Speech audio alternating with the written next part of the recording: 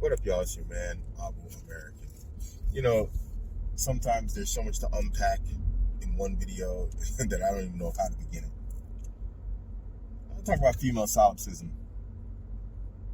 And, I don't even want to talk about their solipsism, but it is kind of roughly related to that topic. It's a pretty broad topic, and this is why I don't know how to start this video. Everybody understands that solipsism is a thing with women. This is how Allah created them. This is how they are. And you can't really change them, You can't make them into something they're not. They're not altruistic. They have zero altruism, unless it's in regards to their own children. They have expectations of others being altruistic to them, which is why they vote the way they vote in terms of, socialist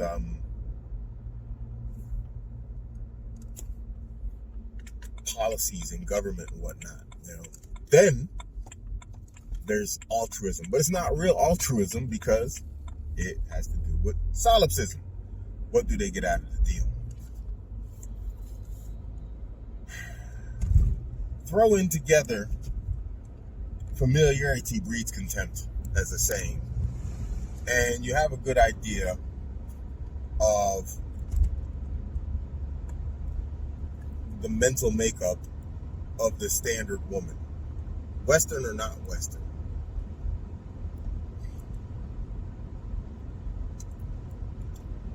Now, here's the issue where a lot of men go wrong. And the thing is, it's easy to go wrong. It's that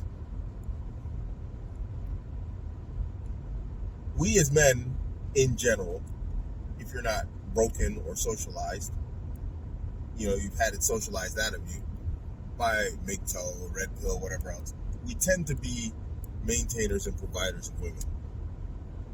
It's our natural state, as Allah has created us. And in general, to be the recipients of that is the female state, which makes sense that they are always in the expectation of being taken care of and whatever else, that they're solipsistic. The two go hand in hand. So it makes sense that they want the best man and the best out of a man and all these types of things. But that's not what this video is about. But it's all interconnected. It has to be. It doesn't make sense otherwise. So anyway, we get now into entitlement. And this is a problem. Because now you got like women.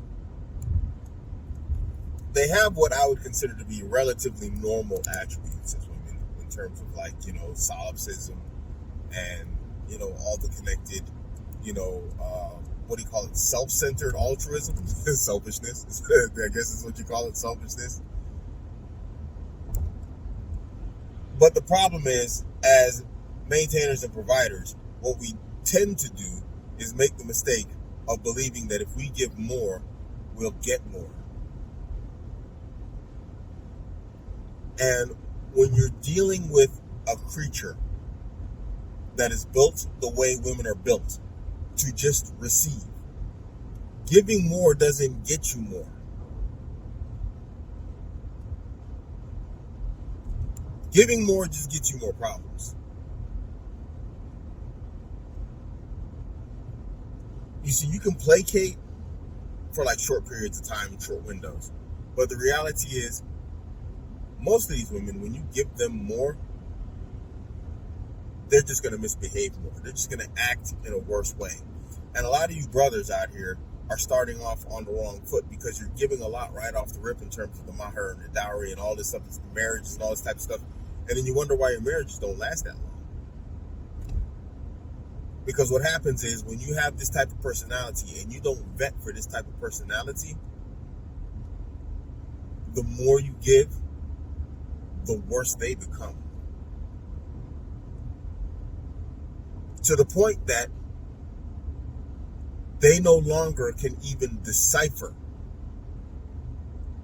what's fair and what's unfair to others. Meaning, like, And when I say what's fair and what's unfair to others, they have no sense of justice. And this is very specific to women. They have no sense of justice or fairness. That they can't even see that they are being unjust to someone else.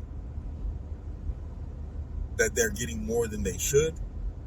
Or they're demanding more than they should. And that has a detrimental effect on others in their lives or the lives of other people in general. They just don't care.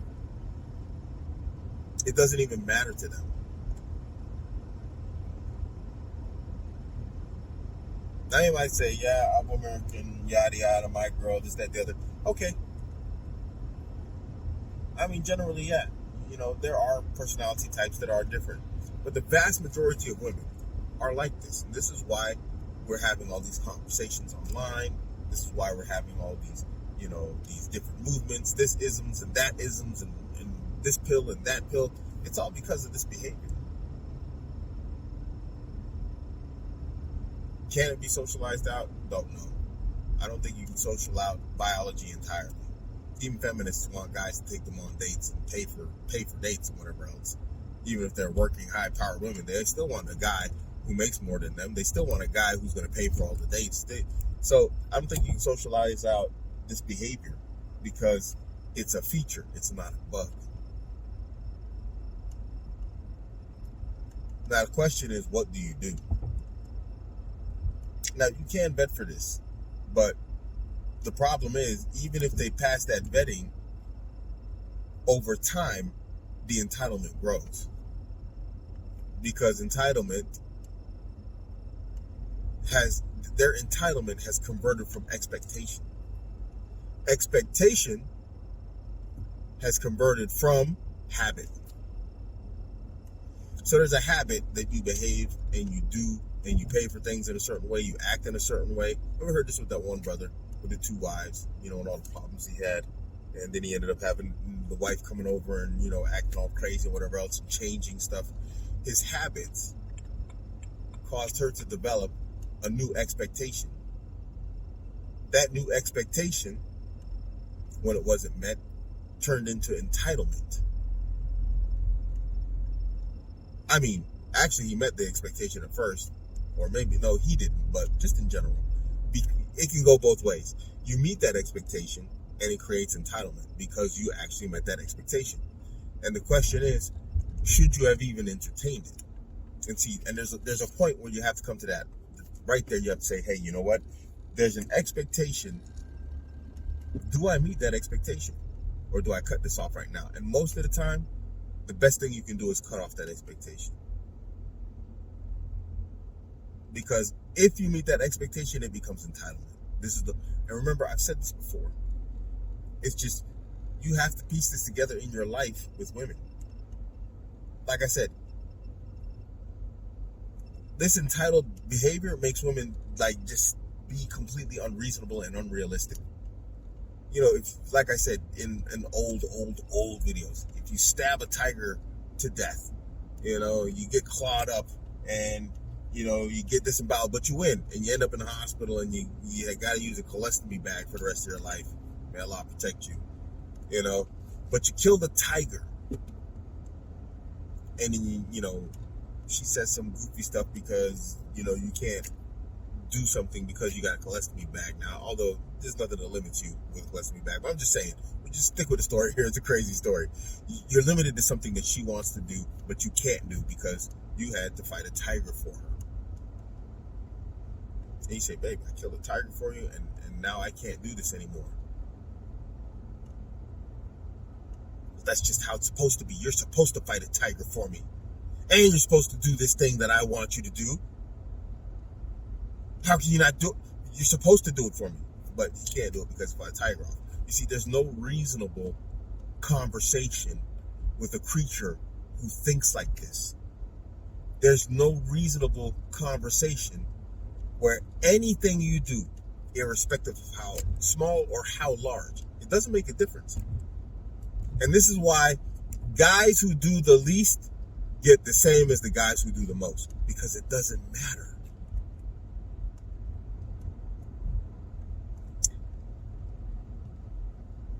When you deal with a creature that's this unreasonable, the expectation is that just like whatever act you do, it's just supposed to be that way.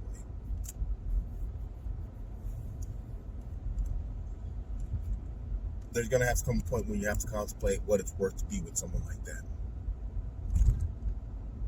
Because there's only so much you can give. And when that limit's reached, when that boundary has been met, where it's like there's no more from yourself, there's no more from your finances, there's just no more from your time, there's no more of your patience. Then you have to contemplate, what is it worth to actually be with this person? What is it costing me to be with this person? And generally, this is where we men fail ourselves. We fail ourselves because we tend to just keep giving and going and give more patience, and, because that's how we show love, through loyalty. We stick it out no matter what. And women won't do this for us. The moment you're not meeting their expectations, no matter how high everything is that you do for them in life, you could be doing everything for her in life. There's not a thing that she's missing. That one day you don't do that one little thing, and wallahi, brothers, I'm telling you, it could be inconsequential. I've heard this 100 times. Irrespective of how inconsequential it is, how micro small it is, she'll throw everything under the bus. They don't think. And so in their mind, everything you do doesn't amount to anything. It doesn't mean anything because that's how it's supposed to be. That's how it's always been. I'm just entitled to it now. There's this expectation that it's just always supposed to be like that. And they don't care. Not only do they not see, they don't care what you go through to make sure they have what they have. And when you get to that point, and you get tired, that one little thing where you draw that hard line and you say, hey, look, you know what, that's it. No, I'm not buying you a Snickers bar today. They will throw your entire relationship under the bus as if they were treated unjustly and unfairly. As if they have lost some great thing in their life because you said no for once to something inconsequential, something that's not even a loss to them. It's just something they want. Listen to me, guys. This is how crazy it really is. And this is going to sound like a contradiction, but trust me, it's not. They're willing to throw everything they have under the bus and take nothing and lose it over something that isn't even in the balance of what they're losing. So you can have their entire life taken care of. And the moment you don't do this one thing for them, they'll throw everything under the bus. Even though that one thing, it won't even tip the scale. It won't even move the scale. The scale is like one side of the scale is empty. You ever seen those those scales that go like up and down? You put the weight on one side and the other side goes up and the heavy side goes down. That thing could be weighted down with 4 tons of benefits of being together with you. And you could take, let's say 4 tons are on that scale. And you take a 10-ounce weight and you put it on the other side. Is that scale going to move? It's not even going to budge. It's not going to so much as make a movement. But because you didn't put that on the 10-ton side where she wants it, she'll throw the whole relationship under the bus as if that's not 10 tons on her plate. And that's 10 ounces on the other end of the other scale plate. And if you think I'm lying, have a conversation with brothers who've been divorced, who've dealt with these type of women. This is an attribute you really need to look out for. And it's hard to spot, guys, because it develops over time. There's women, they have this right off the start. And they're easy to spot. There's those women who just got that, you'll give them a really good deal on a marriage, and then because it's not that crazy deal that she wants, she's willing to just throw everything under the bus, even though it's more than probably all her friends got combined. I don't know if that's true, but I'm just saying. I'm exaggerating here. So, women like that are relatively easy to spot. But these ones that sort of creep in the door and they develop this personality over time. And they develop this, and and here's the crazy thing. They develop this personality over time because you've just been good to them as best as you can. It's by no fault of your own, guys. Being good to someone doesn't entitle them to entitlement. I know that sounds crazy, but it's true. You are not entitled to become entitled because someone has been good to you. Take it just like that, people. Especially women. If any woman's gotten this far, take it like that. If your man's being good to you, be happy. Be happy he's being good to you. And if you don't get everything the way you want all the time, every single time, you know what? Really look at what you think you're not getting or what you think you're losing. And then look at what you would really be losing if you decide, hey, this is the hill I want to die on. 90% of the times, just like I was saying with my video about arguments, 90% of the time you're going to find it's not worth it. What y'all do is y'all feel your way through situations. And I'm talking specifically to women here. Any woman that's made it this far. And your feelings are liars. Your feelings are liar. They're a huge liar. They're a disgusting, brutal, evil liar. And you're letting that liar dictate your reality instead of letting your reality dictate your feelings. Your feelings do not dictate your reality. And I know that's how y'all women, I know that's hard for you to accept. And you might say to yourself as a woman, no, yeah, that makes perfect sense. But that's not how you live. That's not how you live. Because if you did, then how words make you feel wouldn't be a thing. Because you take the reality of the words over how the words make you feel. But how often do you communicate this? You don't. You don't communicate it. So, I mean, when I say you don't communicate it, I'm saying when we communicate with your women, it's clear that how we say things, how we communicate to you is dictating how you feel. So anyway, coming back to the point of all this video, guys, you really got to look out for this stuff, because this stuff, I see this a million times, I hear this a million times, and it's something that's never going to change. And it's hard to spot that breaking point where it's gone from, hey, this is, my man, he's being good to me, he treats me well, to it's just become a habit, and habit becomes expectation, and expectation becomes entitlement.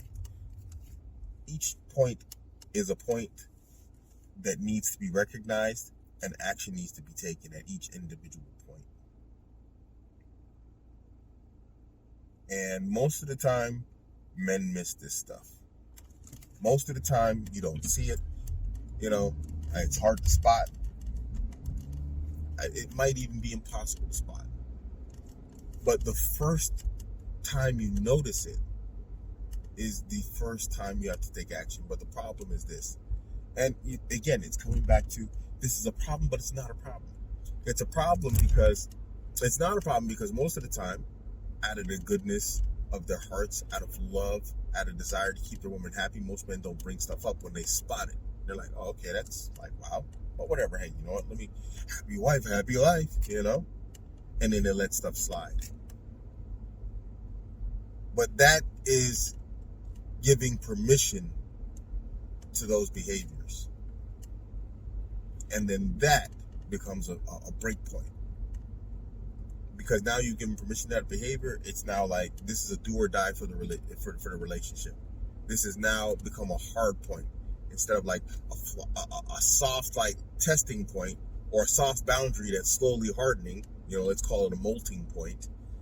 And before that can molt and become like a new hard shell or a new hard line, what happens?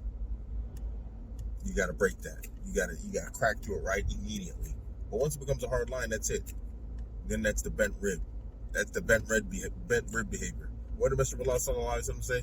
If you leave it alone, it'll stay bent. And if you try and straighten it, you'll break it. Meaning you'll end up in divorce.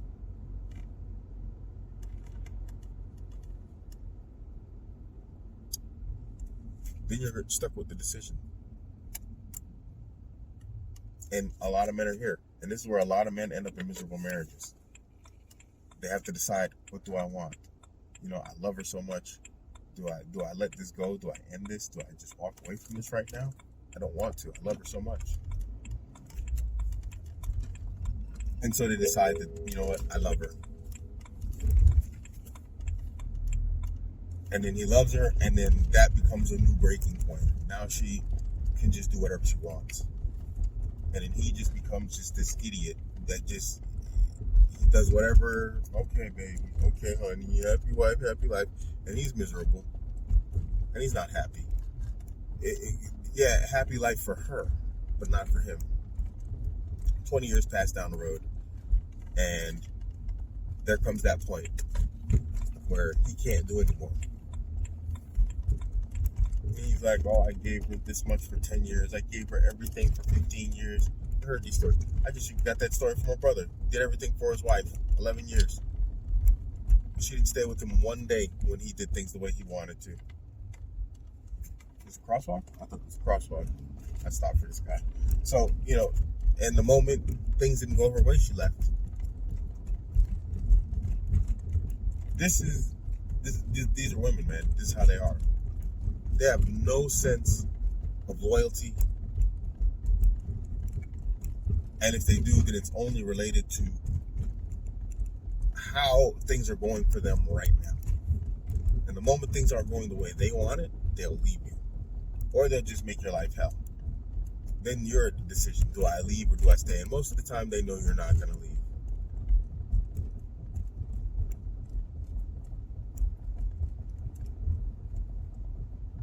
So going back to what I was saying. So it's not really a problem, but it is a problem. It's not a problem that you're a good guy. But it's a problem because it's being taken advantage of. And here's the thing. I personally don't believe that it's like something that's hostile in terms of like it's malicious. When I say malicious, I mean its execution is malicious in my humble estimation. But in their head, in their mind, it's not malicious in terms of like it's a plotted out, planned thing. It's not. It's just how it turns out. It's just an expectation. It's just like, oh, okay, well, this is how it is. This is how it's supposed to be. This is how it's supposed to be. Like I said, you stab a tiger. Right? You're supposed to do that. There's nothing hostile about that. So, yeah. I don't know, guys. Spot this stuff as early as possible because these women, they're really good at making bad decisions. And when push comes to shove and you can't do anymore, or you won't do anymore, and both are fine. You can't do anymore, you just can't do anymore. It's just, you're at your limit. There's just no more you can do. And if you won't do more because you just gotten tired, you just, it's like, this is enough. This is enough. I give you more than enough. If you reach that point, it's okay. It's okay, both of them. And when you draw that line, because you can't or you won't, you have to understand, she's going to make the worst possible decision that she can. She's going to opt to end everything, no matter how good she has it, and take less if she can't take it with her. Generally, if she can take stuff with her, aka half your stuff, she'll take half your stuff with you. But if she can't, she'd rather end the relationship than just say, hey, you know what? I got it good. And now I'm going too far. I'm asking too much. They'd rather walk away and have nothing. As illogical as that sounds, than actually say, hey, you know what? I need to bring it down a notch. They are that good at making bad decisions. And if you think I'm exaggerating, you don't know me. They will make horrible decisions. They will make the worst choice. And they will lose this over this. I'm not exaggerating. you could put the sun and the moon in their hand and the earth in the other hand. Stop it. I know you can't say that because that's something that lost everything. But I'm just saying, you could put the treasures of the earth in one hand and the riches of the ocean in the other hand. And because you can't give her a handful of beach sand, she'll drop everything. Or because you won't give her more. Because you won't give her the sands of the beach. She'll drop everything.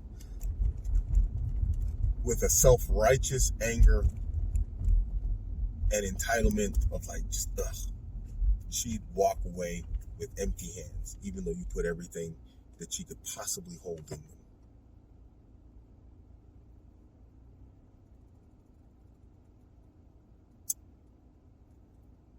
Why do you think 70% of women file for divorces? You think all those guys out there are that bad? You think 70% of those divorces that are broke up are just like a bunch of bad dudes and these women are leaving all these bad dudes? You know, if you think that's the case, then that should tell you a couple of things. It should tell you that women are bad at picking men. That's the first thing.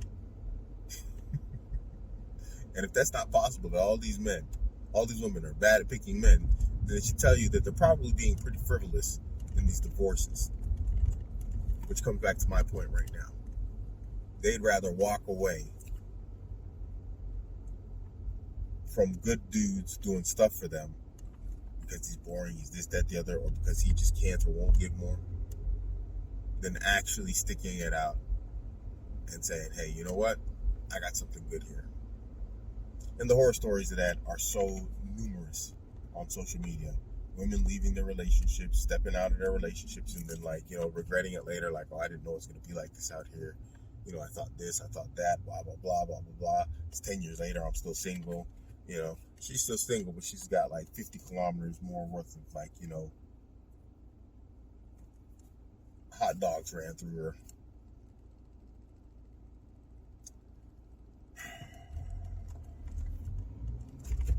Anyway, guys, just be careful. Watch out for those molting points, okay? When these soft boundaries are being set up and formed, before they harden, you gotta really just cut through those things and cut them down and just get rid of them, because it's like, otherwise your relationship's gonna suffer. And when I say the relationship's gonna suffer, I mean you. And if you think you're suffering, like, hey, you know what? I can stick it out. I'll be patient for my girl. I'll have supper, this, that, and the other. Understand it's not good enough. It's not good enough. Listen, that's not good enough. Because they want more than you can give. And when they know you can't give, they're going to leave you. When they know you won't give anymore, they're going to leave you. And I'm not being some nihilist here, guys. I just know this behavior type. And it's prevalent in this day and age. So you need to really look out for it. So be an Abuamerican.